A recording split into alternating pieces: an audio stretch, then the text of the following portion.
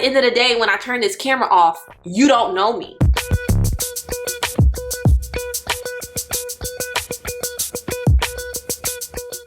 Hey y'all, it's Jaila, aka JaiChanellie on the internet. Welcome back / welcome to my channel. If this is your first time here, remember to hit that subscribe button and join all 18,000 of us over here. Okay, we lit. Bringing you hair, beauty, and lifestyle content on this channel. So again, hit that subscribe button and let's get right into it. If you are new here, hi, I'm Jaila. Welcome to our Chit Chat Get Ready With Me's. In this Chit Chat, it's about the conversation, not about the makeup. But if you're interested in any of the makeup products that I'm using, make sure you check the description box for all the links and all that good stuff, okay? But there's a screenshot that is now my Twitter header, okay? And the title of this article says, "We should all know less about each other." And when I tell you, that resonated with me so much. And that's kind of what I want to talk about today. Just the overexposure to other people that we get on social media. The push to be meta in a world where we already have too many social connections. What that does to, I don't know what it's doing to your psyche, but what it's doing to my psyche and just the way that I move and interact on the internet. Yeah, it's a whole thing. I recently tweeted the other day that I'm gonna go back to using Twitter as a content app, aka post my pic, post my link, and go, because it's too much to try to keep up with all of the conversations that happen. And I kind of want to give some background into that, some context. We know that this generation is very unique in the sense that we are able to foster connections with a vast amount of people in a short amount of time, and that was not physically or infrastructurally possible in previous generations just due to the lack of technology, right? So whether it's physical mail, whether it's horseback, whether it's a pigeon, like, people in previous generations genuinely had to work to maintain connections, to foster connections, to do so many things that we can literally do in the blink of an eye because of the age and rise of social media, technology, the internet, all that good stuff. So I think we're all on the same page, right? When it comes to saying we just know a lot of people. We know a lot of people, we have connections with a lot of people, and this is unprecedented due to just the technology era that we live in, right? So I just wanted to bring it back to even me. Let's use me as an example. I'm someone who currently has, what, 18,000 subscribers on YouTube. So let's say my total follower count sums 20,000 people. 20,000 people is a lot of freaking people. You can fill a football stadium with the amount of people that look at you as if you have a platform. But even just like, let's talk about the average person. You're making a mutual connection with people via Facebook, via any form of social media platform. To have 100, 1,000, tens of thousands of connections to people, that is huge. That is humongous to me. Not only are we like just connected to a lot of people, but we know a lot of their personal business. We know a lot of their information, y'all. Oftentimes we use that knowledge to our detriment or to their detriment. I think of celebrities and celebrity culture. And this is also one of the things that I want to like really check myself on as well. I engage in celebrity culture a lot. And I did not realize how much I did it until I started being cognizant of it.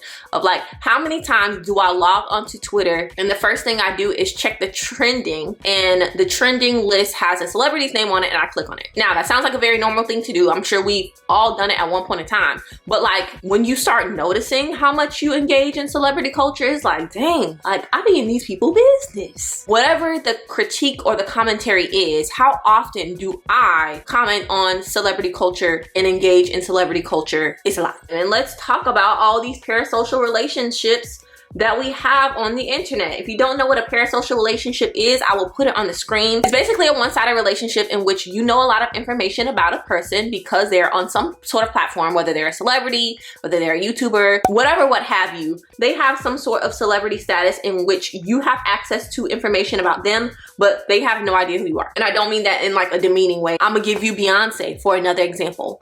I know Beyonce's first, middle, and last name, maiden name, married name. We have so much information about Beyonce, but there are a handful of people who can say they know Beyonce.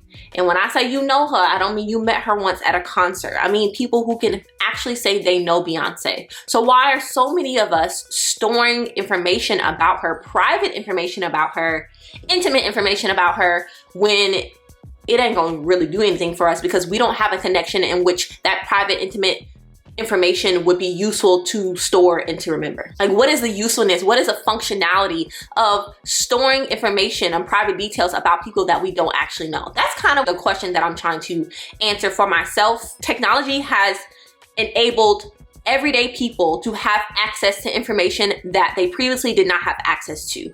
That is amazing. But when that information is regarding people and their personal lives and their intimate lives, and in addition to that, we don't have a personal relationship with these people, it's giving me a sense of entitlement over people that I don't actually know. I guess my thesis statement is that the overconsumption of information regarding people that we have parasocial relationships with gives us a sense of entitlement over that their personhood. That's a better way of saying it. That makes sense in my mind. When you think you know somebody that you don't actually know, it just will have you saying inappropriate things. And I have seen this happen. It has happened to me. I have done it myself. Okay, my camera overheated, so I took that opportunity to do something to my eyes.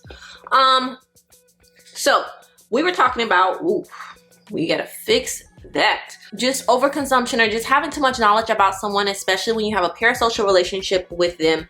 And in my opinion, it can lead to a lack of boundaries or a lack of respect for boundaries. And we see it all the time. We see commentary on people's relationships, their marriages, their children, their physical appearance, all of these things that if we had a reciprocated relationship with someone, these would be violation of boundaries, right? So constantly commenting about someone's physical appearance, that would be a violation of somebody's boundary. That would be a violation of my boundary. If every time I see you, you got something to say about the way I look. Or even if I see you one time and you really got something to say about the way I look, when we haven't fostered that kind of relationship where you can comment on my physical appearance, you know? Even with my little bitty platform, I feel like people have like violated my boundaries in some cases. This actually happened to me the other day. I posted a picture. I think the quote was like, "Show me your Fenty face," or something like that. So I posted a picture where I was wearing a Fenty beauty product. And someone DM'd me and was like, "I don't know about your hair in this picture."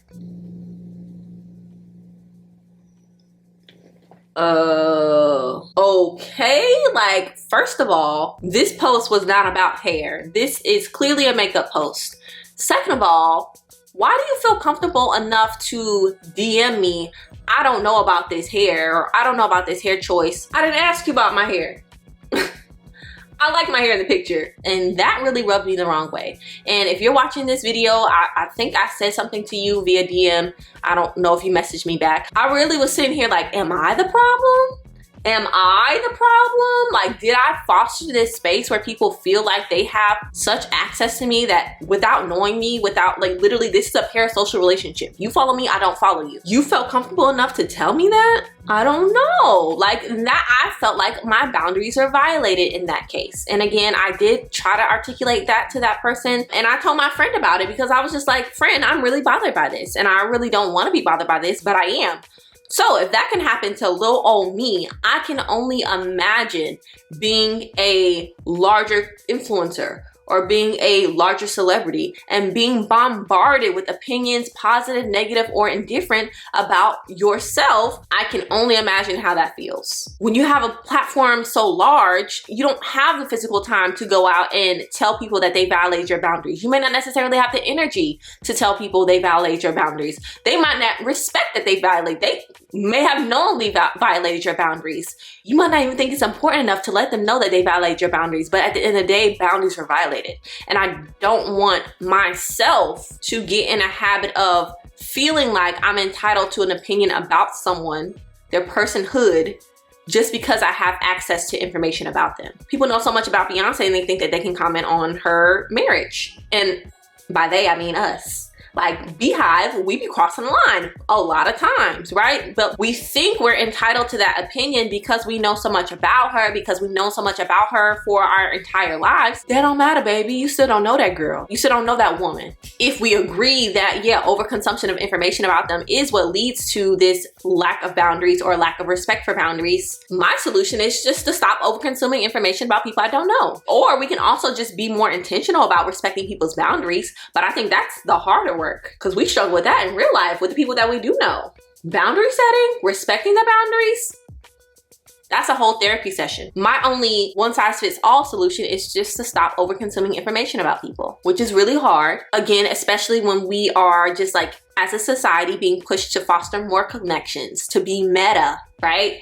To build that follower count for your livelihood or for your personal validation, whatever it may be, we are being pushed in the exact opposite direction.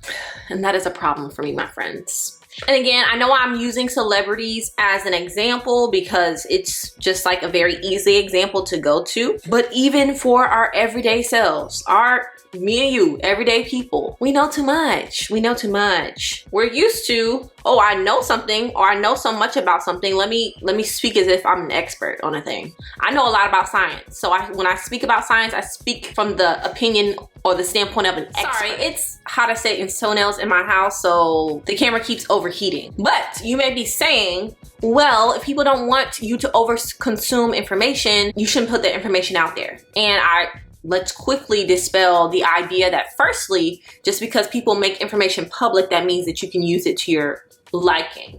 And secondly, that celebrities are somehow doing something differently than you are as it regards like sharing information. In this digital age, privacy is an illusion. None of us, okay, have private lives in the sense that if you really wanted to, you could find out so much about me. Don't do it because that's really weird. Not only have I publicized so much about my life via my platform, via social media, it's also just, it's out there, y'all. There's just so much information out on the internet, y'all. If you've ever filled out like an online job application, just any of the things, you've placed an online order, we give out so much data. No one's life is private. So the idea that celebrities, just because they are hyper visible on a pedestal, that they're somehow giving out this information for other people to just be able to use, no, baby. We all in the same boat. They might be in a yacht, but we all in a boat. We just in a paddle boat, they in the yacht. So I just wanted to go ahead and say that because I know some of y'all are gonna be like, well, you have a hair platform. Why would you not expect people to constantly comment about your hair? Well, beloved, because at the end of the day, when I turn this camera off, you don't know me. I'm gonna be more intentional in the way that I interact with people, that I engage with people. I'm not giving my commentary if you're not looking for said commentary.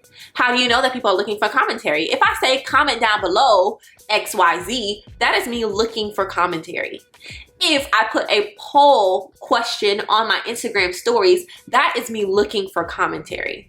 Right? There are many different ways that people give you call to actions where they tell you, I want your opinion about this thing. Now, on the flip side, if people are not explicitly asking for your commentary, you might not want to say anything, right? You might just want to keep your mouth closed or keep your Twitter fingers to yourself out of respect for that person's boundaries. Text it in the group chat, don't put it on the internet. We're going to do an entirely different video about like how many opinions the internet doesn't need from you specifically, okay? The art of knowing how to shut up and when to shut up. And a lot of the things that we say about people on the internet are unwarranted, unsolicited, and unnecessary. I say that all that to say, if we only knew less about each other, we would not feel so comfortable giving our opinions. And that's my TED Talk.